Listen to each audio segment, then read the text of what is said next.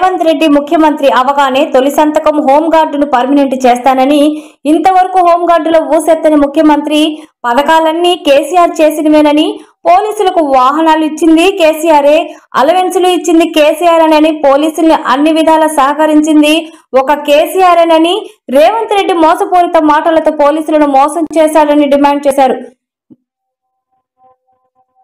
వాళ్ళ డిమాండ్లు నెరవేర్చడానికి వాళ్ళ పక్షాన నిలబడి ఉంటానని తెలిపారు.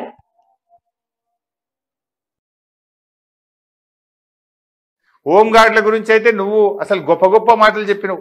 నేను రాగానే మొదటి సంతకం హోంగార్డులదే పెడతా, వాళ్ళని పర్మనెంట్ చేస్తా, వాళ్ళ జీతం పెంచుతా అంటివి. ఏం చేసినావు నాయన నువ్వు?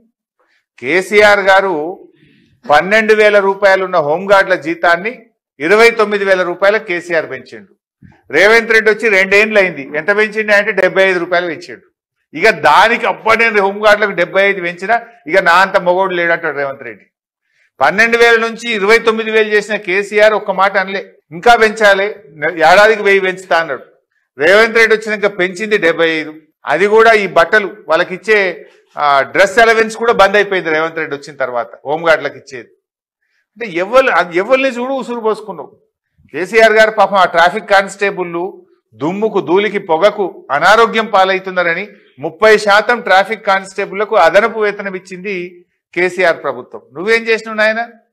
పోలీసు ఉద్యోగాలు ఇచ్చింది కేసీఆర్ ప్రభుత్వం, పోలీసులకు వాహనాలు ఇచ్చింది కేసీఆర్ ప్రభుత్వం, పోలీసులకు స్టేషన్ అలవెన్స్ ఇచ్చింది కేసీఆర్ ప్రభుత్వం, ట్రాఫిక్ కానిస్టేబుల్లకు అడిషనల్ అలవెన్స్ ఇచ్చింది కేసీఆర్ ప్రభుత్వం. నువ్వు వచ్చిన తర్వాత అన్ని బంద్ పెట్టినావు. ఒక్క పోలీసు ఉద్యోగాలకు నోటిఫికేషన్ ఇయ్యలే, స్టేషన్ అలవెన్స్ బంధు, సరెండర్ లీవులు బంధు, టీఏలు బంధు, పెట్రోల్ బిల్లులు బంధు, హోంగార్డులకు జీతాలు పెంచుడు బంధు. పోలీసు వాళ్ళు ఉసురు పోసుకుంటున్నారు. ఇలా పోలీసు అన్నలు పోలీస్ మిత్రులను నేను కోరుతా ఉన్నా, కేసీఆర్ గారి ప్రభుత్వం మీకు ఎంత చేసిందో, ఇవాళ ఏ రకంగా రేవంత్ రెడ్డి మిమ్మల్ని వాడుకుంటున్నాడో మీరు కూడా ఒక్కసారి ఆత్మ పరిశీలన చేసుకోండి. నిజాయితీగా వ్యవహరించండి. అక్రమ కేసులో రేవంత్ రెడ్డి చెప్పినటువంటి దాంట్లో మీరు పడొద్దని కూడా నేను పోలీస్ అన్నల్ని కోరుతా ఉన్నా. పోలీస్ అన్నలకు ఇచ్చిన మాటను తక్షణమే రేవంత్ రెడ్డి అమలు చేయాలని చెప్పి కూడా పోలీసుల పక్షాన డిమాండ్ చేస్తా ఉన్నా.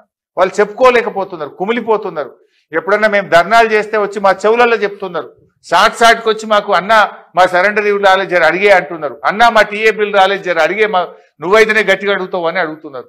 అంటే ఇలా పోలీసులు కూడా బాధపడుతున్నటువంటి పరిస్థితి ఉంది.